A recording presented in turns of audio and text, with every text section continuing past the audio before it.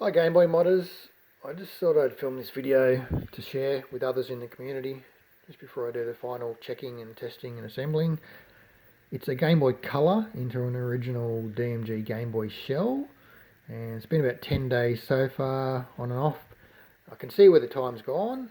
As with anything custom like this, time gets away.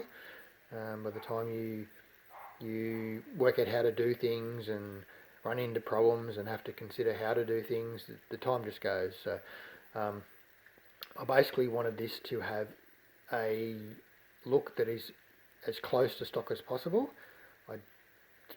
I pretty much think it's unavoidable because to have some kind of variation, because, well, basically it's not stock. So but basically this project at a glance, it does have a stock look. So and this is, you could see it as a bit of a how-to as well, to show others how I've done it, but also if they want to get ideas and so on, and obviously to share ideas. I think everyone has opinions on how to do things and suggestions, and we all do things the way we do them for the reasons we do them, and as crazy as they might seem sometimes, and this is the way I've done it. It's not perfect, but I believe I'm confident it will be reliable and work, which is the two main things, I think. Over here we've got the front of the shell, and externally, obviously, you can tell there's a black LCD here, which is not standard. It's a bit of a hint, basically, of the non-stock nature of this thing. Basically, it's a Q5 GameBoy Color LCD, which is, I think it's about 11% larger, it might be 15% larger than stock. We also have, or I have to still go on here, a logo that says Color, which, just to finish this off, but that's the very last step that I'll do.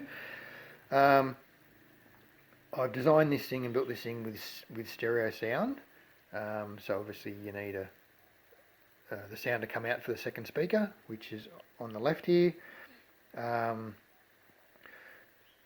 It's quite tricky sometimes when building custom projects, you're trying to work out the way to do things, and it can be a bit of a risk, because if you've done a lot of work on one part and then you make a stuff up, sometimes it's a choice of, well, do you just put up with it or do you go back and start again? So in trying to design this grill, which is done by hand, it's quite tricky trying to come up with a design that you like and execute it so that it looks good. And I did and ah about different designs, and basically I came up with just 5 holes. I thought the less holes, the less chance of error. I considered one whopping big hole, but that would just look just junk. So basically I've gone with 5, and I did use a bit of a template from a speaker grill that I had, which I poked a pen through to mark, and then this screwdriver, actually, I just carefully placed the screwdriver over the marks and use this as I forget what you call it, a pilot hole, a pilot mark, and then drilled through. And I'm happy with how it turned out. I'm a little bit of a perfectionist here and there. I haven't got OCD by any means, but I like things to be done well. So basically, I'm happy with how that part has turned out. Turn it over and have a look on the inside. Here we have the speakers. It's a twin 3-watt speakers, and they run off PAM 8302 amplifiers mounted over here. I've used a similar system in other projects before, in other Game Boy projects, and I have tested this system, and basically the audio sounds really good, so much better than standard. And there's all kinds of opinions as to whether you need enhanced audio in a Game Boy, and things like, the standard sound is good enough and loud enough, and I just don't agree. The quality and the range that a good audio system gives the Game Boy, and therefore the atmosphere that it gives the games, I think it's a very worthwhile thing to do. So in another video you'll see once this is together the quality of the sound that comes from this system. We have the Game Boy 0 button PCB. It's pretty common. You get these off eBay and AliExpress and places like that. And the wires here, which go to the JST connectors, they're used to join the board to the rest of the system over here. And this is the back of the LCD. It's like I said, the Q5 LCD, the larger LCD. And I've installed quite a few aftermarket LCDs now, and sometimes they come with a bracket. Obviously in this particular case it doesn't, because it's not a standard thing. So I've installed enough that I have a bit of a method I'm confident with now. And basically with this one, I had the LCD on and I had the lens installed, and I had just a small bit of double-sided tape on, I think it might have been over here, just to hold one little section of the LCD, and then I slowly brought it up to the back of the LCD, back of the lens, and aligned it, and it is so close, it's not funny. Once that was in place, then I applied another bit and a bit more, and then rechecked it was still aligned, which it was, and then basically went to town with hot glue. I'm not a big fan of hot glue, but for this project I've just found it has come in so handy, and the benefit has been that I've been able to seal all the way around the edge, which stops any dust getting in between the LCD and the lens. And anyone who's done any LCD upgrades will know how frustrating it can be to try and get that combo spotless. It actually did come in handy because I added this speaker after I'd mounted the LCD, and I ground and cut and so on. So by having the LCD sealed, then absolutely no contaminants got in between the LCD and the lens, so it was worthwhile sealing. And I don't expect to take the LCD out again, and if I do, well, it's got to be done. So up here is the lens for the infrared LEDs, and the power LED here, standard, that's the hole there. I basically had trouble with the stock LED, and I used this aftermarket one. It's very bright. Basically, it was crazy just looking at the lens or the front of the Game Boy with the power LED on, and so I had to do something about it. So I basically brought it down here, and the hot glue acts as a bit of a diffuser, and the light travels through the hot glue and through the front, and it actually looks really good. On the side here, normally it says contrast. In this case I've smoothed it off so it doesn't, because, well, it's not the contrast anymore. And on this side we have volume and the network connector labelling. It still is that, so I've left them there. We'll go over to the back half. This is where most of the work's been done. Basically the Game Boy Color motherboard has been cut in half, and a lot of the electronics in the lower half you don't need, or they can be replaced in some way, with an alternate system elsewhere. I was pretty particular as to exactly where to cut the board, because there's a few components. I think there's a capacitor on the other side of the screwdriver about here, and one over here, which they're surface mount capacitors, and by cutting it further down than different guides I've seen, then I was able to keep the capacitors, and basically didn't have to find a way to add them. With all the little fuses and the power rig and so on that is normally in the bottom half here, you don't need, or they can be replaced, which I've done. And the motherboard's secured here with a screw there, and just there into the stock posts. They've been shortened. Basically it's firm, and I haven't, with a lot of projects like these, people remove the cartridge connectors and relocate them and have 40 wires or whatever it is. I just think it looks like a bit of a mess, and it could, to make it reliable and just in regards to building it, I think it can be quite tricky. So basically, it's luckily with this, we could leave the connector in the stock location, and it meant that, I don't know if it'll zoom in here if you can see it, but basically the cartridge slot is pretty similar to a normal DMG slot, and the cartridge mounts just like any other cartridge, and yeah, so I'm happy with how the motherboard's been mounted. Up here we've got a power switch. It's been soldered to the circuit board. Obviously I'm careful as to exactly what part. That wasn't careful, was it? Careful what you touch there.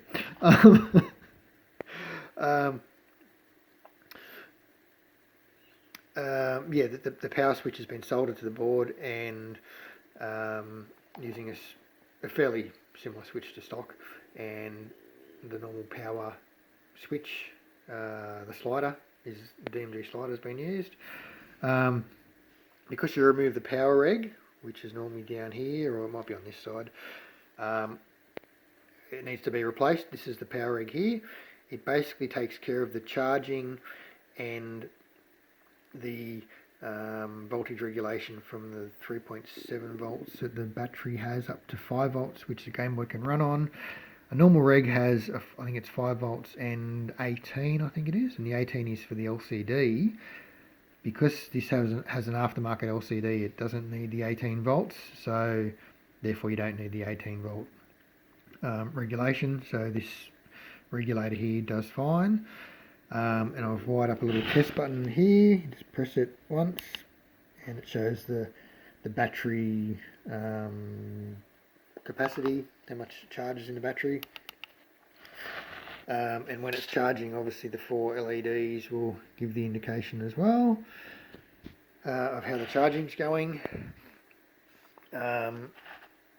This is the battery supply here. It's a 4,000 milliamp hour battery.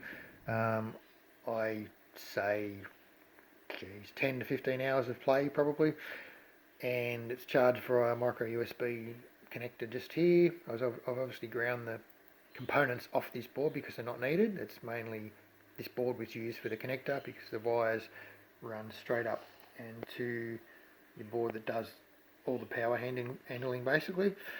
And I've added a JST connector, so if the battery becomes faulty or whatever, it's easily changed. I've ground out the bottom of the bay to make room for the battery, and the underneath of the battery cover as well.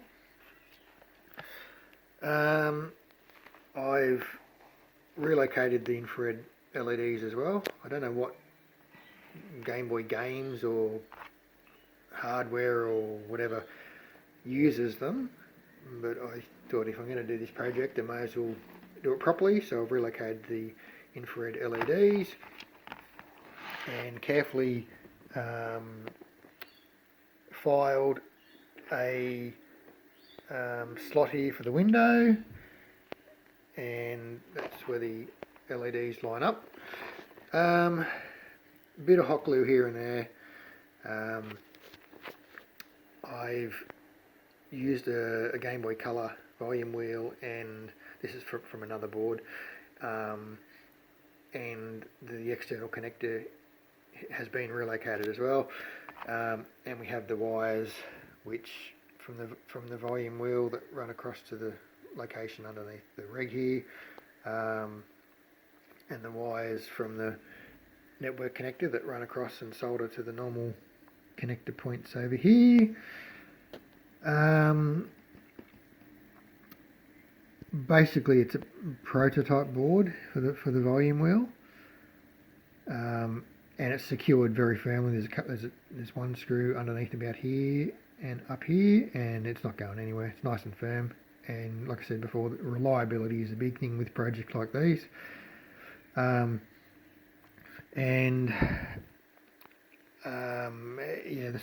down below here, the headphone socket. has proper stereo out, and with projects I've done in the past, I've tried to make them modular, and what I mean by that is you can easily replace or repair aspects of the system easily. And for example, the two halves completely separate, obviously. And I haven't gone to the full extent of making this completely modular. Like some things are joined and not easily separatable, but like say for example the network connector wires. So in projects like these, sometimes it's unavoidable, but I've tried to make this as modular as possible, and part of the consideration with things like this too is in designing it and building it is how do you assemble it together so that it will go together and you'll have clearances and it will be reliable and so on.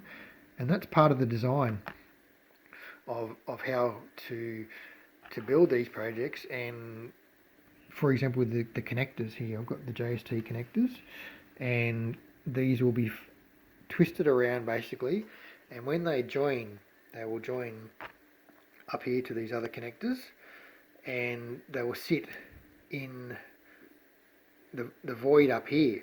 So you really I needed to consider the length of the wires and so on, so that it could easily be assembled and go together. And that's one thing by itself, but for example, with the LCD connector, basically I need to connect this ribbon into the main board, carefully fold this down, and I'm probably going to have to balance it against some cans or something, connect the necessary connectors and make sure that they clear things like the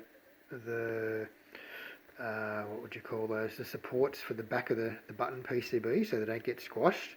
I've got to make sure the speaker wires get tucked in here, so those kind of things. It's quite tricky sometimes to design it so you can confidently and reliably put it together.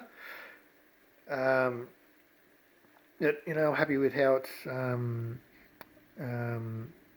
turned out so far, and I'm confident I'll get it together. I've done enough of these. So I hope others find this interesting or helpful, and happy Game Boy modding.